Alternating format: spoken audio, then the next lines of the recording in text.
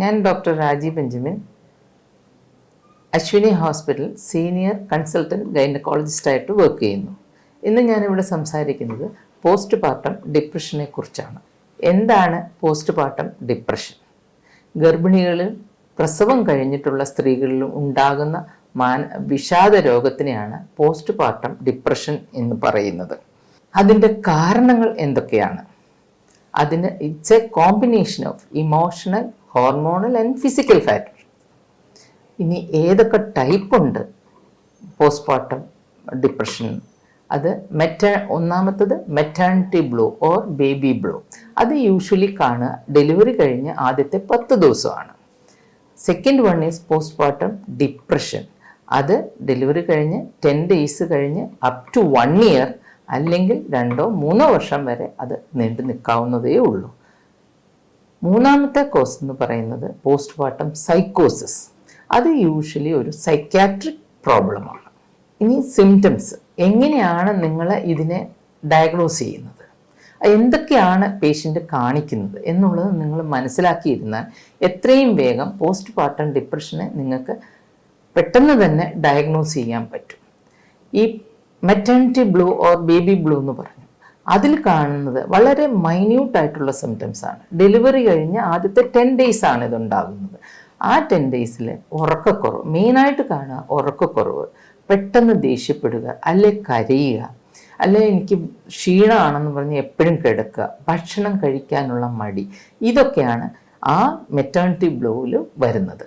ഇനി post partum ഡിപ്രഷനിലോ ഇതിൻ്റെ കുറേയും കൂടെ കൂടിയ ഒരു ടൈപ്പാണ്. അതായത് ഉറക്കക്കുറവ് അവിടെയുണ്ട്. അതുകൂടാതെ റൂമിൽ നിന്ന് പുറത്തിറങ്ങാതിരിക്കുക, ആര് വന്നാലും മിണ്ടാൻ തയ്യാറാവാതിരിക്കുക, പിന്നെ പെട്ടെന്ന് ദേഷ്യപ്പെടുക, അല്ലെ ചുമ്മാതിരുന്ന് കരയുക, കുളിക്കാൻ അല്ലെ ഡ്രസ് മാറാൻ ഒക്കെയുള്ള വിമുഖത, ഇതൊക്കെയാണ് ഇതിനകത്ത് കൂടുതൽ കാണുന്നത്. അതുപോലെ കുട്ടിയെ തന്നെ കുട്ടിയെ ശ്രദ്ധിക്കില്ല, അല്ലെ ഫീഡ് ചെയ്യില്ല, അല്ലെ കുട്ടിയെ കയ്യിൽ നിന്ന് താഴെ വെക്കില്ല, ആരെങ്കിലും എടുത്തുകൊണ്ട് പോകുമോ എന്ന് പേടിച്ച്. ഇതൊക്കെയാണ് മെയിനായിട്ടുള്ള സിംറ്റംസ്. അപ്പം നമ്മൾ പറഞ്ഞു വാട്ട് ആർ ദ കോസസ് എന്ന് പറഞ്ഞപ്പോൾ ഹോർമോണൽ ഫാക്ടേഴ്സ് പറഞ്ഞു. ഹോർമോണൽ ഫാക്ടേഴ്സ് ഏതൊക്കെയാണെന്ന് നോക്കാം. ഗർഭവതി ആകുമ്പോൾ ഈസ്ട്രജനും പ്രൊജസ്ട്രോണും വളരെയധികം കൂടും. ഈ കൂടുമ്പോൾ പേഷ്യൻസിന് കുറച്ച് ഇറിറ്റേഷനൊക്കെ ഉണ്ടാകും. അതായത് അവരുടെ സ്വഭാവം വളരെ നന്നായി നടന്നിരുന്നൊരു കുട്ടി, ഒരു വലിയ കുഴപ്പമൊന്നുമില്ലാതെ വളരെ സ്മൂത്തായിട്ട് പോയിരുന്നൊരു കുട്ടി പെട്ടെന്ന് ഇറിറ്റേറ്റഡ് ആവുക, കരയുക, എന്തെങ്കിലും പറയുമ്പോൾ ഉടനെ ദേഷ്യപ്പെടുക, ഇതൊക്കെ കാണാറുണ്ട് ആദ്യത്തെ 3 മാസങ്ങളിൽ. ഇത് നമ്മുടെ ഈ ശരീരത്തിൽ ഈസ്ട്രജനും പ്രൊജസ്ട്രോണും കൂടുന്നതാണ്. ആ പ്രൊജസ്ട്രോണാണ് മെയിനായിട്ട് ഇങ്ങനത്തെ പ്രശ്നങ്ങൾ ഉണ്ടാക്കുന്നത്. അത് നമ്മൾ പേരൻസും പാർട്ട്ണറും തിരിച്ചറിഞ്ഞു കഴിഞ്ഞാൽ മനസ്സിലാക്കാം, ഇവക്ക് കുറച്ചൊരു ആ ഹോർമോണിൻ്റെ ഇംബാലൻസ് വന്നിട്ടുണ്ട്, അതുകൊണ്ടാണ് ഈ കുട്ടി ഇങ്ങനെ ദേഷ്യപ്പെടുന്നത്. അതിന് പേരൻസും പാർട്ട്ണറും ചെയ്യേണ്ടത് അതിനെ ഇറിറ്റേറ്റ് ചെയ്യിക്കാതിരുന്നാൽ മതി. അതെന്തൊക്കെ ചെയ്യുന്നു അതുപോലെ ആയിക്കോട്ടെ. നമ്മൾ അതിനെ കമ്പൽ ചെയ്ത് ഭക്ഷണം കഴിപ്പിക്കാനോ കമ്പൽ ചെയ്ത് എന്തെങ്കിലും ചെയ്യാൻ നോക്കുമ്പോഴാണ് അവർ കൂടുതൽ ഇറിറ്റേറ്റഡ് ആവുന്നത്. ഇനി 3 മാസം കഴിയുമ്പോൾ ഈ ഹോർമോണൊക്കെ നോർമലാവും, പേഷ്യൻ്റ് പഴയ ലെവലിൽ വരും, യാതൊരു പ്രോബ്ലവും ഇല്ലാതെ. വീണ്ടും 9 മാസം ആകുമ്പോഴാണ് പിന്നെ അടുത്ത പ്രശ്നം വരാൻ തുടങ്ങും. അപ്പോൾ ഈസ്ട്രജനും പ്രൊജസ്ട്രോണും ഓക്സിറ്റോക്സിനും ഒക്കെ കൂടാൻ തുടങ്ങും. അപ്പോൾ വീണ്ടും പേഷ്യൻറ്റിന് ഇറിറ്റബിലിറ്റി ആകും, ഉറക്കക്കുറവ്, വളരെയധികം ചൂട് തോന്നുക ശരീരത്തിന്. അതുകൊണ്ട് കിടക്കാനും ഇരിക്കാനും ഒക്കെ ഒരു ഡിഫിക്കൽറ്റി അവർക്ക് തോന്നും. അതുപോലെ തന്നെ ചില ഹാലൂസിനേഷൻ, ഒരു ടെൻഷൻ, അതായത് ഞാൻ നേരെ നന്നായി പ്രസവിക്കുമോ അതോ എൻ്റെ കുട്ടിക്ക് എന്തെങ്കിലും വരുമോ, ഇങ്ങനെയുള്ള ടെൻഷനുകളും കാര്യങ്ങളും ഒക്കെ ഈ സമയത്ത് സ്ത്രീകൾക്കുണ്ടാവും. അപ്പോഴും പാർട്ട്ണറും നമ്മുടെ ബൈസ്റ്റാൻഡേഴ്സായ പേരൻസുമാണ് കൂടുതലായിട്ട് പേഷ്യൻറ്റിനെ സമാധാനിപ്പിക്കേണ്ടത്. ഇതാണ് മെയിനായിട്ട് ഹോർമോണൽ പ്രോബ്ലം. അടുത്തതാണ് ഇമോഷണൽ ആയിട്ടുള്ളത്. ഇമോഷണൽ പ്രോബ്ലം എന്ന് പറയുന്നത് അതാണൊരു വലിയ ഫാക്ടർ. നമ്മുടെ ഇന്നത്തെ കാലത്ത് ഒരു വീട്ടിൽ 1-2 കുട്ടികളെ ഉണ്ടാവത്തുള്ളൂ. അതിനെ എല്ലാവിധ സൗകര്യങ്ങളും സ്വാതന്ത്ര്യം കൊടുത്തായിരിക്കും നമ്മൾ വളർത്തുക.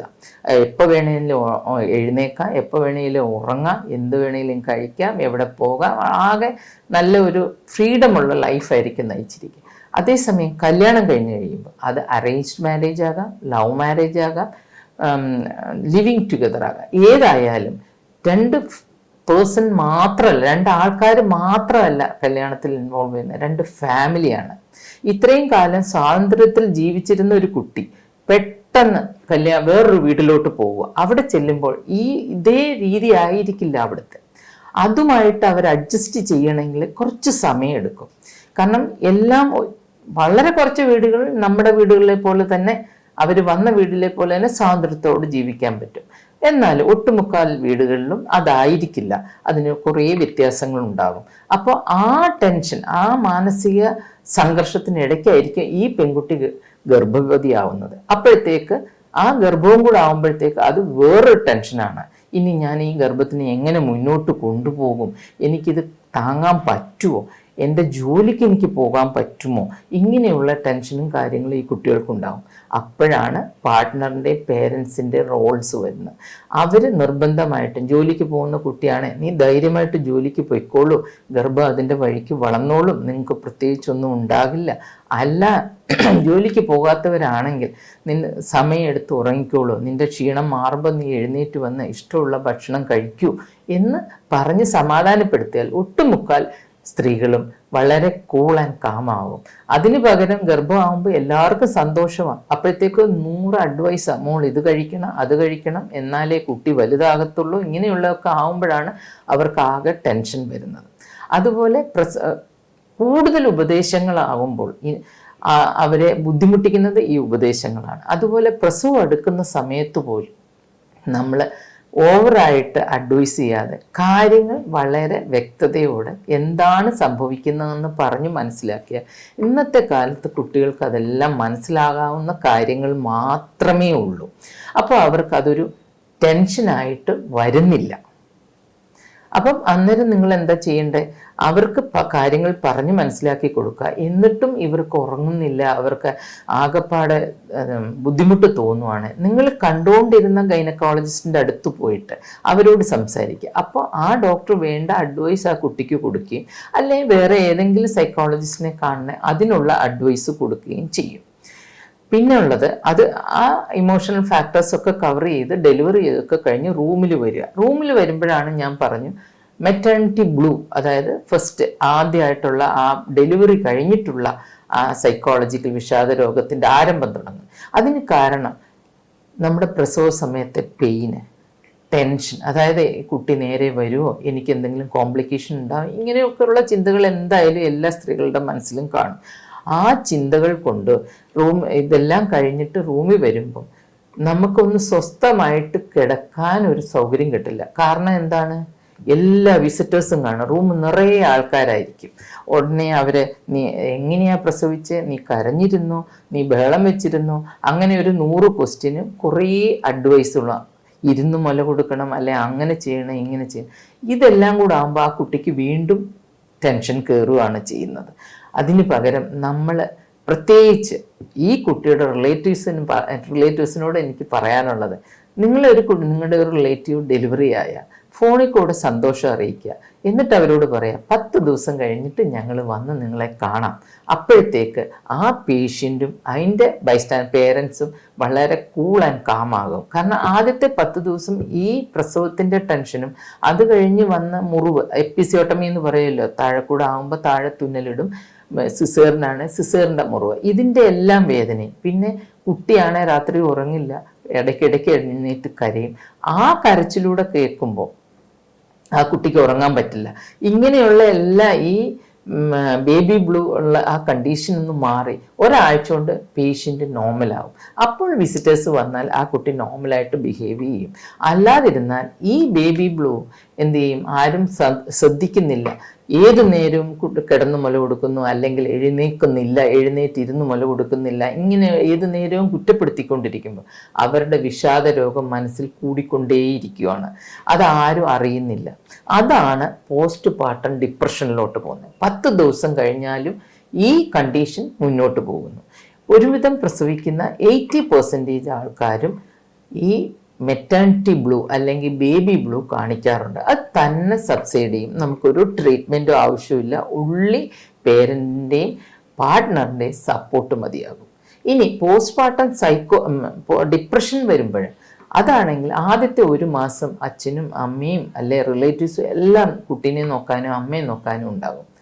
ഈ 1 മാസം കഴിയുമ്പോൾ എല്ലാവരും അവരവരുടെ വഴിക്ക് പോകും. ഈ കുട്ടി മാത്രമേ കാണത്തുള്ളൂ കുട്ടീനെ നോക്കാനായിട്ട്. ഈ സ്ത്രീ മാത്രമേ കാണൂ ഈ കുട്ടീനെ നോക്കാനായിട്ട്. അപ്പോൾ കുട്ടി രാത്രി ഉറങ്ങുന്നില്ല, അതിൻ്റെ ഉറക്കക്കുറവ്, കാരണം അമ്മയ്ക്ക് ഉറങ്ങാൻ പറ്റുന്നില്ല, സമയത്ത് ഭക്ഷണം കഴിക്കാൻ പറ്റുന്നില്ല. ഇതൊക്കെ വരുമ്പോഴത്തേക്ക് വീണ്ടും ഈ പോസ്റ്റ്മോർട്ടം ബ്ലൂ ഉണ്ടായിരുന്ന അത് കണ്ടിന്യൂ ചെയ്യുന്ന പേഷ്യൻ്റ് കുറച്ചുകൂടെയും കൂടെ സീരിയസ് ആയിട്ട് ഡിപ്രഷനിലോട്ട് പോകും. അങ്ങനെ വരുമ്പോൾ എങ്ങനെയാണ് അവർ അപ്പിയർ ചെയ്യുക? അവർ റൂമിൽ നിന്ന് തീരെ പുറത്തിറങ്ങത്തില്ല, ആരെങ്കിലും വന്നാൽ മിണ്ടാൻ കൂട്ടാക്കത്തില്ല, ഭക്ഷണം കഴിക്കാൻ പറഞ്ഞാൽ കഴിക്കുകയില്ല, കുളിക്കാൻ പറഞ്ഞാൽ കുളിക്കില്ല, ഡ്രസ് മാറില്ല. ഇങ്ങനെയൊക്കെ ഒരു കണ്ടീഷൻ കണ്ട പേരൻസ് വിജിലൻ്റ് ആവണം. എൻ്റെ മോക്ക് എന്തായാലും ഒരു ചെറിയ ഡിപ്രഷനിലോട്ട് പോവുകയാണ്. അപ്പോൾ അപ്പുറത്തുള്ള അമ്മമ്മ വന്ന് പറയും, അതൊന്നും സാരമല്ല, എല്ലാ പെൺകുട്ടികളും കാണുന്ന 1 മാസം കൂടെ കഴിയുമ്പോൾ അതും കഴിയും. അങ്ങനെയല്ല പേരൻസ് വിചാരിക്കേണ്ടത്. അപ്പം തന്നെ ഇങ്ങനെ കണ്ടാൽ നിങ്ങൾ കണ്ടിരുന്ന ഗൈനക്കോളജിസ്റ്റിനെ കാണുക. അവർ നിങ്ങൾക്ക് വേണ്ട നിർദ്ദേശം തരും, ഏത് ഡോക്ടറെ കാണണം, എങ്ങനെയാണ് ഈ പേഷ്യൻറ്റിനെ ഈ പോസ്റ്റ്മോർട്ടം ഡിപ്രഷനിൽ നിന്ന് രക്ഷപ്പെടുത്താൻ പറ്റുക എന്നുള്ളത്. 1 വർഷത്തിനിടയ്ക്ക് എപ്പോൾ വേണേലും ഇത് ഉണ്ടാകാവുന്ന കാര്യമാണ്. കാരണം അവർക്ക് ആ ടെൻഷൻ താങ്ങാൻ വയ്യാതാണ് ഇങ്ങനെ വരുന്നതിൻ്റെ കാര്യം. അത് കഴിഞ്ഞിട്ട് 3ാമത്തെ കാര്യമാണ് പോസ്റ്റ്മോർട്ടം സൈക്കോസിസ്.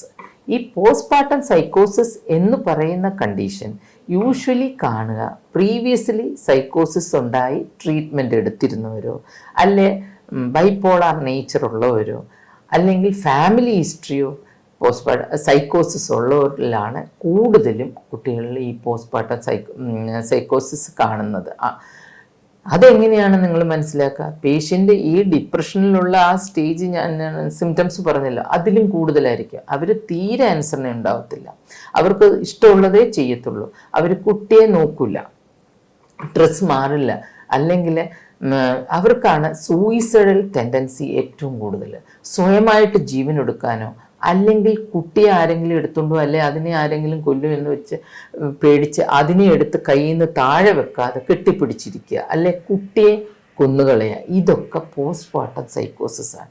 ആ ലെവല് വരെ എത്തിക്കാതെ നിങ്ങൾ നിർബന്ധമായിട്ടും ഡിപ്രഷൻ പോലെയുള്ള സ്റ്റേജ് കാണുമ്പോൾ തന്നെ പേഷ്യൻറ്റിന് ശരിയായ രീതിയിലുള്ള ട്രീറ്റ്മെൻറ്റ് കൊടുത്താൽ ഈ പ്രശ്നങ്ങളിൽ നിന്ന് നമ്മുടെ പേഷ്യൻറ്റിനെ രക്ഷപ്പെടുത്താൻ പറ്റും.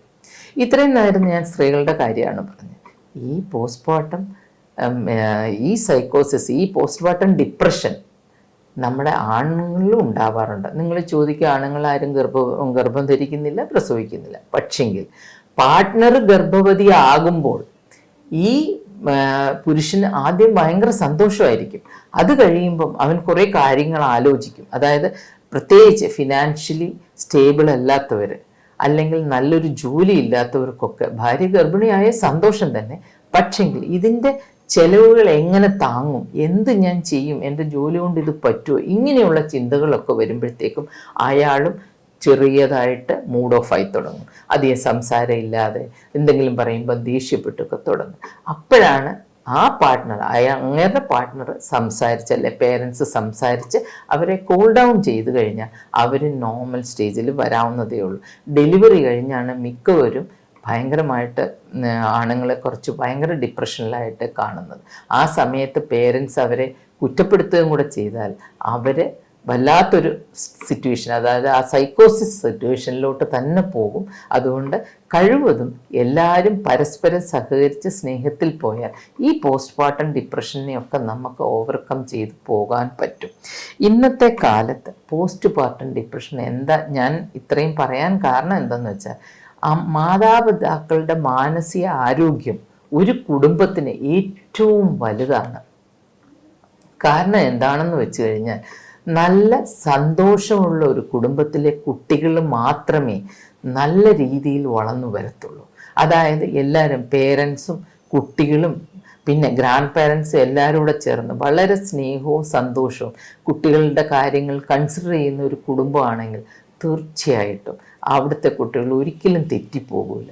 അതേസമയം കുടുംബത്തിൽ മാതാവും പിതാവും തമ്മിൽ സ്നേഹമില്ലാതിരിക്കുകയും തമ്മിൽ വഴക്ക് കൂടുകയും അല്ലെ ഗ്രാൻഡ് പേരൻസ് ആയിട്ട് വഴക്ക് കൂടുകയും ഒക്കെ ചെയ്യുന്ന കുടുംബത്തിലെ കുട്ടികൾ ഒരിക്കലും വീട്ടിൽ വരാൻ ആഗ്രഹിക്കില്ല. അവർക്ക് വേറെ കൂട്ടുകെട്ടിലോട്ട് പോകും. കാരണം വീട്ടിൽ വന്നാൽ എന്നും ഈ പ്രശ്നമാണ്.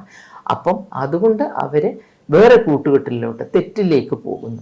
അത് വരാതിരിക്കണമെങ്കിൽ പേരൻസിൻ്റെ മാനസിക ആരോഗ്യത്തിനെക്കുറിച്ച് നമ്മൾ വളരെയധികം ശ്രദ്ധിക്കണം. അവർ നല്ല മാനസിക ആരോഗ്യത്തിൽ പോയാൽ നല്ലൊരു സന്തോഷമുള്ള ഒരു കുടുംബത്തിൽ ജീവിക്കാനും അവിടുത്തെ കുട്ടികൾ നന്നായി വരാനും സാധിക്കും.